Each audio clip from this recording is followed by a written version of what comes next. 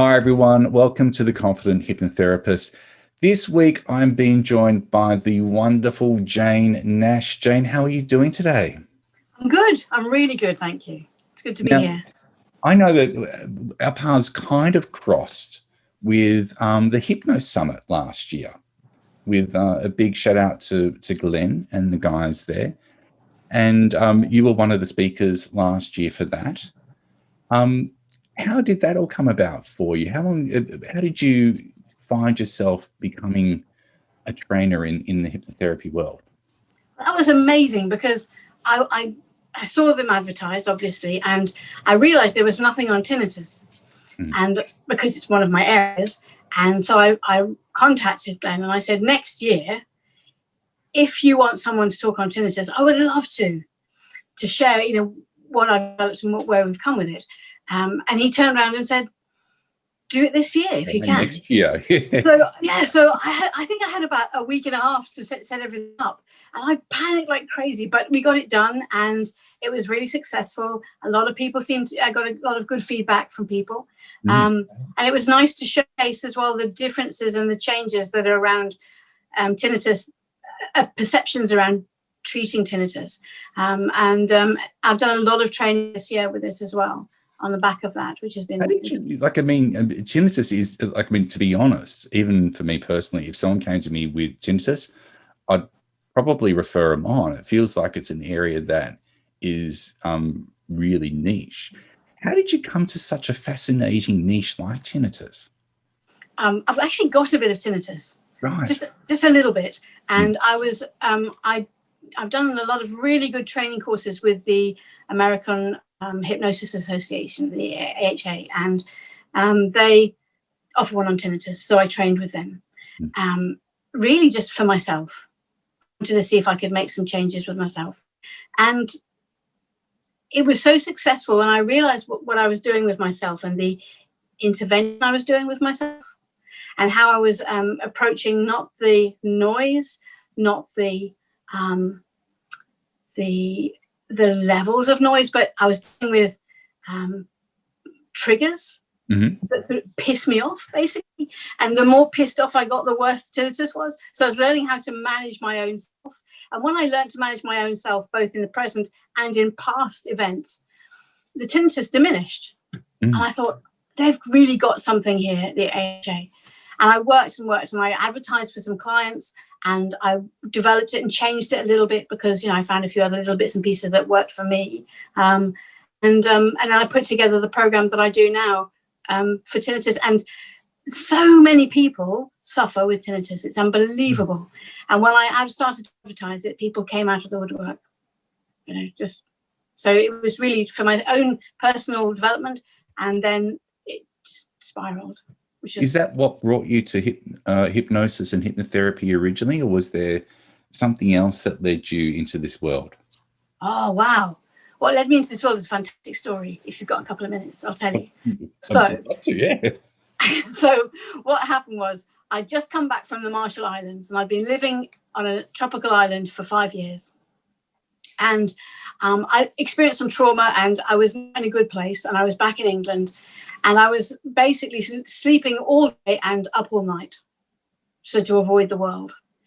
And the program came on television. And you'll know Paul McKenna. Yeah, love Paul's work. Yeah, I love him. I'm in love with him. Well, don't tell my husband, but I am. And the program said, I can change your life. So there I was, getting up in the middle of the night every day and every night, feeling really miserable with myself. My life was a hoo-ha. I'd been stuck on an island for 5 years. When I came back, mobile phones were in everybody's hands. That's how weird it was, because when I left, nobody had a mobile phone. So society had changed in the 5 years when I came back. I sat watching this program, 2:30, 3 o'clock in the morning. I can change your life. And I watched somebody who'd been a bit of a joke hypnotist. He'd been sort of a stage hypnotist when I left the country. Suddenly do NLP and use hypnosis and use trance to affect amazing change in people's lives. And I watched these changes happen in a matter of minutes on the television. And I thought, I want to get better that quickly. I want to feel better about my life and where I am. I want to get better that quickly. And I decided that I was going to become an NLP guru. And that was what I was going to do. I was going to follow McKenna's sort of trail and do exactly what he'd done and learn how to make changes in people's lives and my own. But I looked and I found the right trainer for NLP, Rob Whitewood, who no longer is with us. He died about 5 years ago, I think. Dynamic Mind Works in Sydney. And I was waiting for his course. And I had nothing to do. And then I saw this advert for HMI, Hypnosis Motivation Institute in Tasmania. And I enrolled and I did some online work with them. And before I knew it, I was hooked into hypnosis. And I did it just really while I was waiting to do NLP. I never looked back. And I worked, and really I did a lot of training with HMI, went through their advanced courses, a lot of their HA courses as well. And as a good starting point for me, that really, it gave me my platform to begin with. So that's how I fell into it. But it was... You as a hypnotherapist originally, were you one of those people that was really confident from the start? Or were you someone that was perhaps a little bit more kind of, am I doing this right? How would you describe how you were? I think I was really confident until I said to somebody, I can hypnotize you. And they went, really? I said, yeah, come around on Saturday and I'll hypnotize you. I did, and I couldn't. And I just felt like the biggest failure. And they just laughed at me. You know, they weren't very kind. And they were very happy not to be hypnotized. I think they had it in their mind they weren't going to let me hypnotize them. Well, but it was a really good lesson. Yeah. I know. It was a really good lesson, just for me not to be cocky and to me to say, hang on a minute. Did I need to hypnotize them? Was I showing off? Why was I doing it? What was the process? So many questions arose from that little interaction that it made me really stop and check myself. So I think I was super confident for the first 10 minutes. And then I was like, oh, and then I had to start building my confidence. And I think it took me a good 2 years to feel comfortable that when I got a new client call up, that I wasn't going to go to pieces, or I wasn't quickly looking through my notes all the time and checking what did I do in my training and how had I done that and how had I done this. And it took me a while, I think. That's okay. Yeah, and I think sometimes it's those kind of little setbacks which remind us that we do have more to learn that can be really valuable.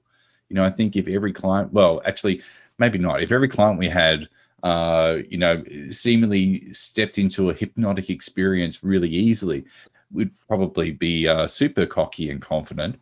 And there's no shortage of those sort of people in our industry at times as well. However, I've often wondered if that was that cockiness or that confidence that allowed them to sometimes get the results they did.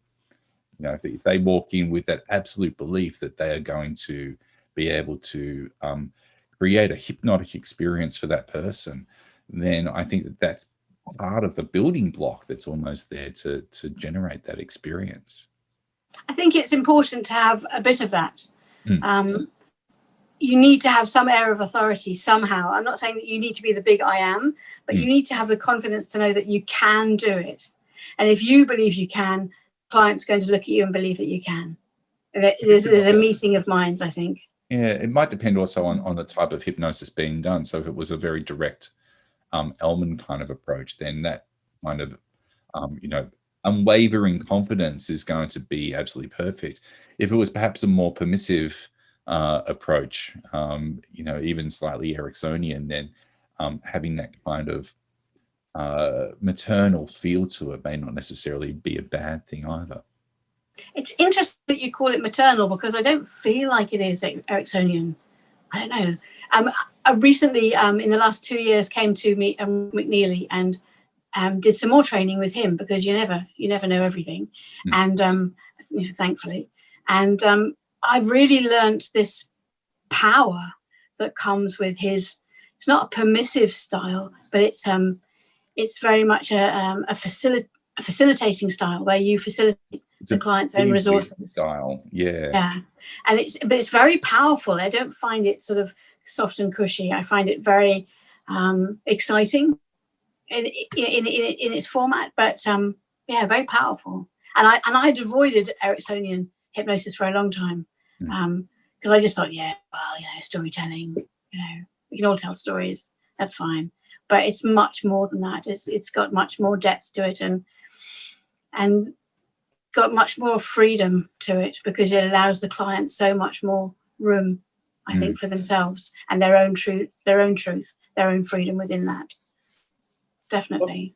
What kind of style was HMI in terms of how they trained? Were they more of a direct approach, or were they more of a Ericksonian style approach?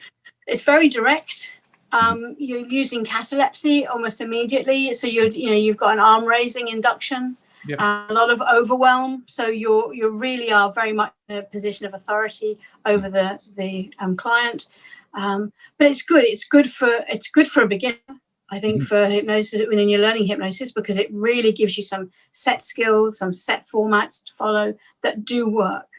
But they work without any doubt. But it is very much a direct leading the client into this area. You want change. This is the way it's going to happen. When they do their stop smoking program, they say, no, you will not smoke again, and that kind of thing. You have these big commands that come out. So you make it sound very Shakespearean. It's good. I quite like doing it occasionally when you get the right client who wants it or needs it. But it is very direct. It's not the kind of feel your way through it thing that the Ericksonian hypnosis offers.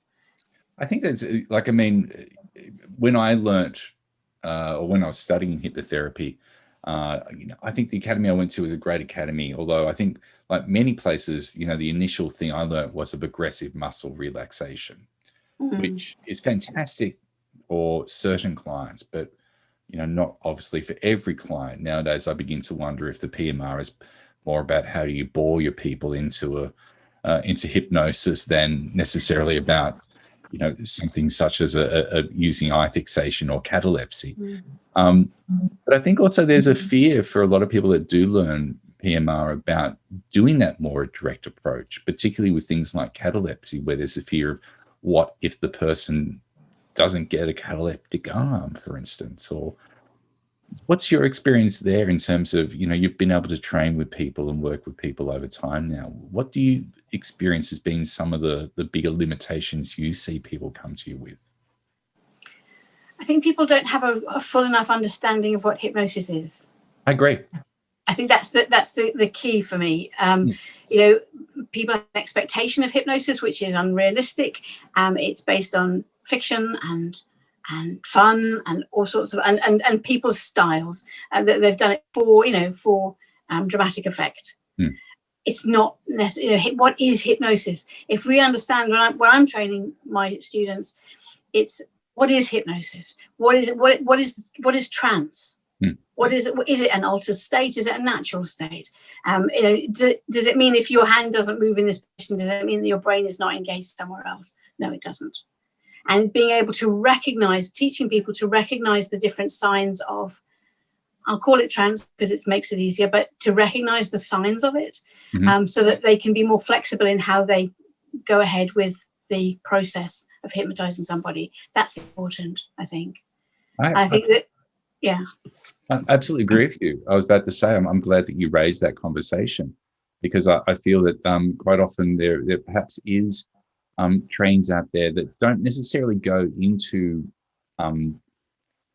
it's hard to talk about what is hypnosis, because of course there's as many definitions of hypnosis as there are hypnotherapists. Yeah. And I think that there can be quite often a bit of a wild debate that goes on between people who might believe that it's, state versus not state, or, I know Rob McNeely refers to the everyday trance, for instance. And I think once you become aware of that, you can't go onto a train or into a cafe and not see that happening at times as well. But it's interesting also to talk to various people about, what they notice hypnosis to be, and are they noticing those signs that are happening that indicate that you can go from this step to that next step. And I think the other challenge also is when you get clients and you may not have the ability to guide them into it, and whether or not that's about finding our own style, if we're authoritarian enough or if we're permissive enough, or what that exactly is. I think there's a problem where hypnosis itself is easy to understand, to facilitate. That's not difficult at all. I think what's difficult is to know what to do once you've got somebody in a trance or in that particular space in their brain. And people, I think, hypnotherapists sometimes, or inexperienced hypnotherapists sometimes, panic because they don't have the experience of what to do from a therapeutic point of view. So it's not just enough to put somebody in this safe place to do an intervention or to get them to access their resources. It's how do you get them to access their resources? How do you get the client to bring them forward to a point of safety and resolution?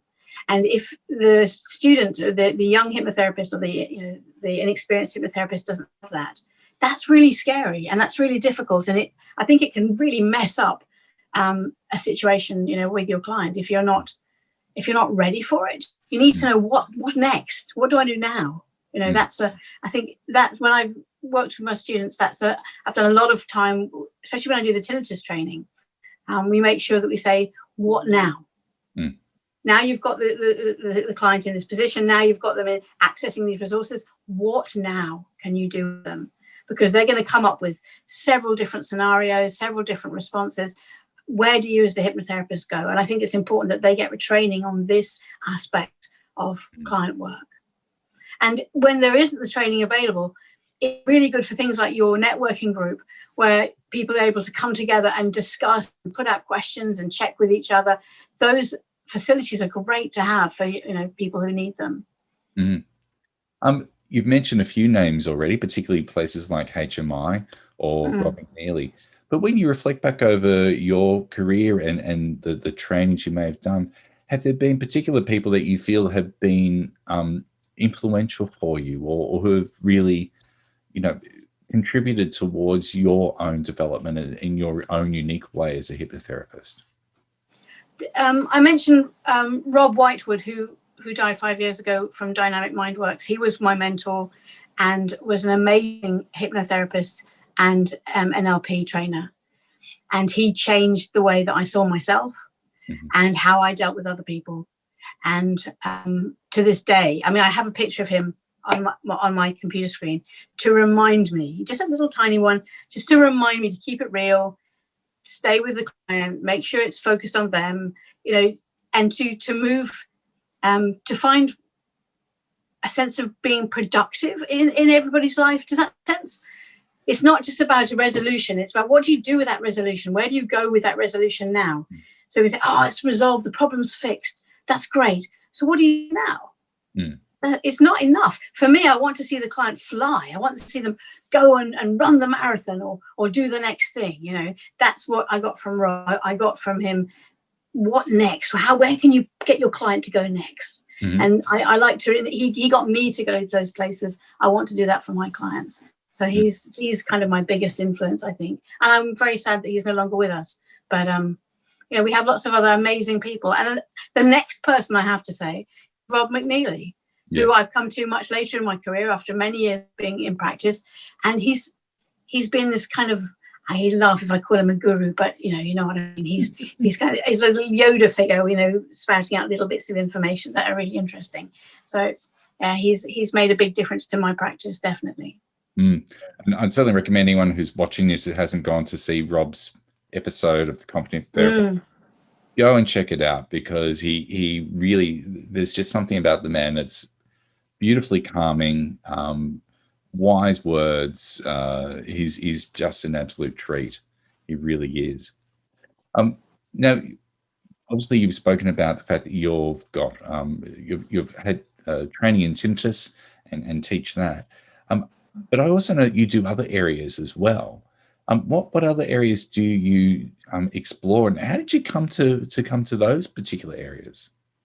I do odd areas, I know.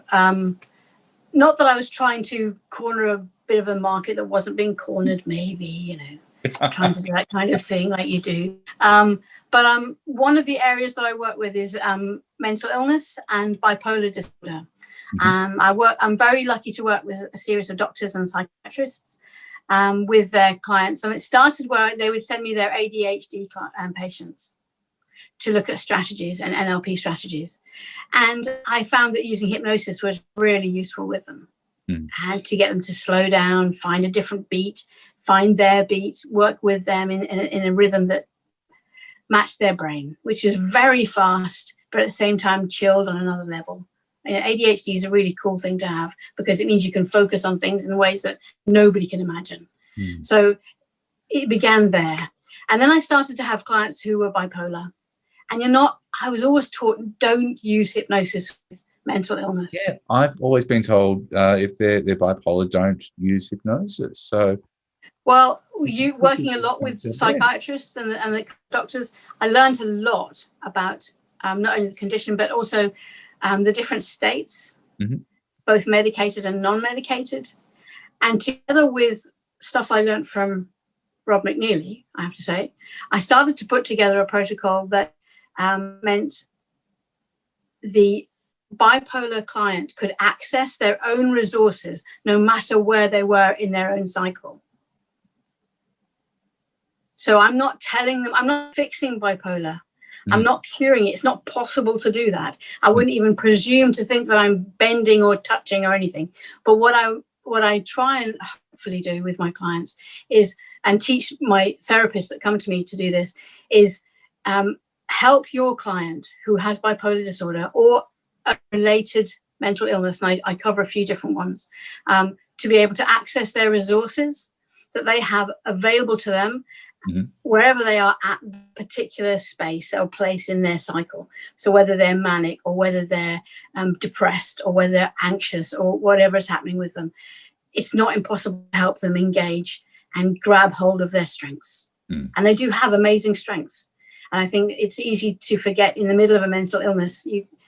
I see clients who've lost a lot of hope and they come to me thinking that I'm just going to tell them to suck it up and do a bit of CBT and whatever. It's not the case. It's helping them get inside where they are, remembering their strength and using that for them to help them cope with their day-to-day. And that the difference is that strategy you might come up with in one session of hypnosis may not work the next week. Yeah. It's not going to be like, this is going to fix the problem. It's not the case.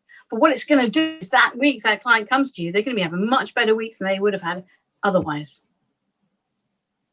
And I was going to ask the question, if I was to open up, Jane's toolbox and look in there, what type of approaches do you find you tend to gravitate more towards? And obviously, I don't want you to give away any intellectual property here.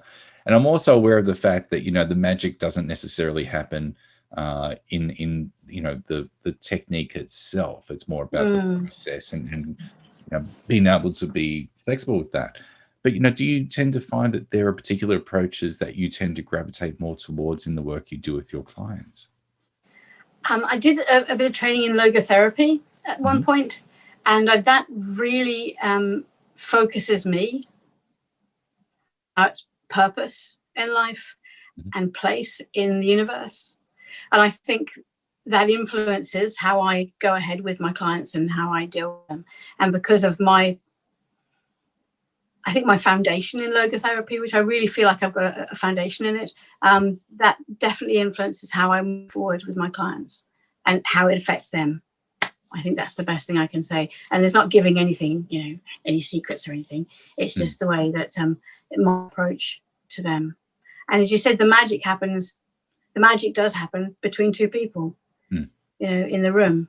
And so I can't account for that. I can't explain that or put a label on it or anything, because it depends on the person and, and their mood and what they're expecting.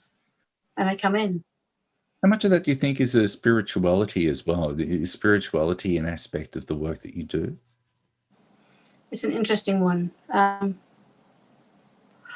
try not to let myself get dropped into that place, which I feel it's a very spiritual thing that we do, healing. It's a very spiritual thing that we do, but I try not to let myself focus on it, because I think I want it to be implicit. I want it to be part of me rather than an analyzed piece that I take out and put to one side and look at. So. What about if you were to go back in time and to speak to Jane discovering hypnosis at HMI. What advice would you give to that younger version of you in terms of becoming the best hypnotherapist that you can? That's a good question, actually. And one I hadn't thought of. I should have checked. I should have thought about this one in preparation. But I think the advice I would have given myself is to just keep learning, just keep an open mind. Mm-hmm. Because there are so many different ways of looking at something. There are so many different approaches. There are so many different interpretations. And mine is just for me. It's not for my client. Mm. So I've got to be ready to accept whatever comes, whatever version of hypnosis somebody is going to offer me, I want to look at it. Whatever version of NLP someone's going to offer to me, I'm going to look at it. Whatever version of a technique, look at it. Mm. Because you're going to take something from it that will be useful to a client in a different way than you would take it for yourself. I think that would be the best advice I could give myself. I think I could have hitched hitched myself to a wagon and said, this is the way forward and it's going to be this way, and I'm going to do arm raising every single time I do hypnosis, and I did for a long time, my poor clients, and then I decided that I was going to bore them and talk long and long and long until they fall asleep practically. All the different, I tried all the different methods that you but I think keep an open mind, look at what's around, try it all, but don't stick to any one plan, because there is no one person. There's no one carbon copy, like this is a human being and we treat them like this. So therefore all the techniques, these are just techniques, they're bits and pieces, they're ideas, they're droppings from people's idea and minds. Take them, play with them, make them your own. And if they don't work, don't worry about it. That's the thing. I think that's the absolute challenge that a lot of newer hypnotherapists have, is that they obviously go and study, they learn a technique, and then they take that technique into the therapy room and they're trying to make that person fit their technique. And when that person may not necessarily work with that technique, which inevitably is going to happen, they can kind of really take that as a pass or fail situation. And it can set them back. Then they tend to wonder, well, am I actually good enough? Whereas, what I love about what you're saying there is, learn about arm levitation, learn about, boring into submission. Yeah, do it, learn it. Useful for some people. Learn about, Rob McNeely and his wonderful ability to, ratify what he's seeing and to be able to utilize what they like, or any of those sort of different approaches that exist out there, because we're all complex human beings. I always remind people, if there was a one-size-fits-all approach that worked for everyone, I'd be the richest man on the planet. And I'd be the richest girl. Hardest person to see, incredibly rich, and be like, yep. And it just doesn't work that way. No, not at all. Not at all. I mean, it's one of the most fun things I've ever done in my life. I used to be a teacher, and then I was a teacher of teachers. I taught teachers how to teach at university level. Mm-hmm. And I thought, I got so over teaching, I burnt out, and I just, lifetime of education. You go through school and you end up teaching, and it's like purgatory, and then you end up coming to something like hypnotherapy, and it's fun. Even when it's hard, it's fun, because you're playing with this. It is magic, the brain. You're playing with the brain, and you're playing with, not disrespectfully playing with it, but you're playing in a way that's, engaging, like a bit of a dance, that goes on between two of you to get a result, to get some kind of relief, somebody, to get someone to move from one place to the next place. And that dance, that dance is really fun to do. It's better than the tango, because I'm really rubbish at the tango, but it's, What about for yourself personally? Is there areas that you feel, and you may not know, because this might be you don't know what you don't know question, but are there areas that you think you'd like to explore next, or particular people who you'd like to do some training with next to see what they offer? Actually, yes, it's something that came up this morning, funnily enough. I really want to work with bigger groups. I love the dynamics of the relationships you have with one or two people, but I haven't really worked. I've worked with big groups lecturing and training, Mm-hmm. but I would like to do some big groups of therapy. And I think that potentially could be a lot of fun. It could be quite uplifting for a group of people to go through something together.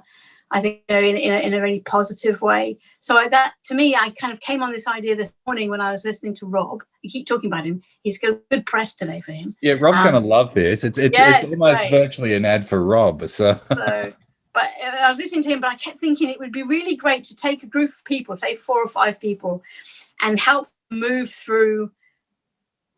Maybe they're moving through pain. Maybe they're moving through just being stuck. But a journey of people in a therapeutic sense, which is tailored to them, because hypnosis has to be tailored for the individual mind and heart. But at the same time, to get a result where you take people together on a journey and you bring them out the other end. I just thought that would be really wicked. So I had little fantasies about that this morning. You know what that feels like to me also? That kind of has elements of stage hypnosis as well. Because, you know, one of the things I love about stage hypnosis is, again, it's a very direct approach. You kind of need to have that confidence to know when to do what to do and to know what you're looking at in order to facilitate. And to be able to work with a group of people, whether it be on stage or wherever, I think they're some of the master hypnotists in our world, to say the least. So, you know, certainly hats off to the likes of Rowan Gazzard or Dan Candell, or a lovely guy in Brisbane, Jaden Boone. I should say hello to him too. But is there any particular things you think you'd work with in a group scenario? Yes, I've worked with veterans. I've done a lot of work with veterans in the past, and working one-on-one with veterans is obviously what I've done before. But I would love to be able to take a group of guys and leave them in the safety of their group. They don't feel they have to suddenly strip out and be naked, you know, emotionally with one as a single person, and to take a group of guys and help them move through possibly some trauma or some motivation work, or I'm not sure, but in my mind I've got this idea that I would like to work with some veterans to help them get through that and keep their team mentality, their team strength in with them at the same time. Now, if people want to reach out to you, what have you got coming up in the near future? Can people get in touch with you? What can they learn from you over the coming months? Well, to get hold of me is easy. It's monkeymind.cloud. So on the cloud, little monkey all the time. And pretty much Jane Monkey Mind Cloud is Instagram, and wherever you look, Monkey Mind Cloud. We've got Tinnitus training coming up. We've got for therapists. We've got some dream therapy training coming up on how to do dream therapy, which is a real fun one to do. And it's not when you see a big tiger, it means this. No, it's none of that rubbish. But it's really about how to code your own dreams and how to help your client code their dreams, and then, you know, look at manifesting answers through dreaming, which is good fun. And we've got an amazing resilience 30-day course which is coming up, which is 4 international trainers working with me from Ireland, America, United States rather, and 2 from here in Australia. And we're doing resilience training for women, which is using a lot of trance work, NLP, coaching, all sorts of different models to help people get through different issues. So those are the 2 big ones that are coming up, 3 big ones that are coming up. But if you just go on to AIMD, AIMD, AIMD, on Facebook, which is the Australian Institute of Mind Dynamics, which is my training arm, we have the catalogue and the dates of different training things there. Great. And we'll make sure that obviously around this video, there'll be some links there available for anything that's super. Because, you know, of course, it sounds like you've got so much to offer people. It'd be great for people to be able to utilize that. Thank you.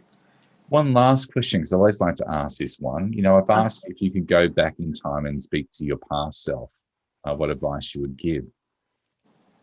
Flip side of that, if we could go forward in time to Jane in a year or so, and bring her back, what advice do you think she might give you right now? Don't worry, Lawrence isn't going to eat you. So that's the first thing, because I was really worried about meeting you. So that's oh, is he going to be tough on me? No, I'm never tough on anybody. Not at all. Advice, give myself in a year's time. I think just to stay brave. Mm-hmm. It's easy to get comfortable. It's easy to get secure and safe. And talking to you about the idea I have with veterans, I need to be a bit brave to do that. Mm. I need to have a little bit of courage about me to get that going, because it's not something I've done yet. So I think, to stay brave, I think, is the advice that I would just shake myself and look back and say, come on, Jane, stay brave. How do you generate that braveness? What is it that you would do in order to do that? Okay, it's easy and it's really crazy. It's different for everybody, mm-hmm. but I have a bit of a passion for Jackie Chan. Mm-hmm. And when I'm very nervous, I once anchored into myself a little phrase, and it said, I think I'm in love with Jackie Chan. So when I anchored the phrase into my head, and with a voice, actually, it goes, I think I'm in love with Jackie Chan. So when I did that stupid phrase, it makes me feel really confident and really like, yeah, I can do it. I don't know why, but that's how I get my confidence and my little bit of courage up there. I just squeeze my thumb and finger and I think about being in love with Jackie Chan. Please don't tell my husband, because, I'm completely in love with him, of course. But Jackie Chan, it's Jackie Chan, isn't it? And it's such an unusual mantra. Generally, people have things like, this too shall pass, or I can just be me, or something that's kind of what's the word I'm looking for? Spiritually enlightened. Whereas I think I'm in love with Jackie Chan is the most unique and original affirmation I think I've come across ever. There you go. There are no rules on these things. There are no rules. No, it's whatever provokes that state change for you, I imagine. And, if it means that it's provoked in a way that's going to really benefit and help people in a meaningful way, then be in love with Jackie Chan as much as you like. That's what I reckon. So we just have to make sure your husband doesn't watch this podcast. No, look. He'll be fine. He knows. He puts up with it. Bless him. Excellent. Thank you so much for your time this evening. It's been such a treat to be able to speak with you. Of course, as I mentioned before, if anyone wishes to reach out and contact you, we'll put your website details up online so that people can do that. But thank you so much for your time this evening. It's been wonderful. Lawrence, thank you so much. It's been great to finally have a chat with you as well. So I was really nervous, but I feel much better now. So.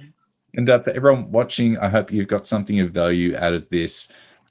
And we hope to see you at the next podcast in a fortnight's time.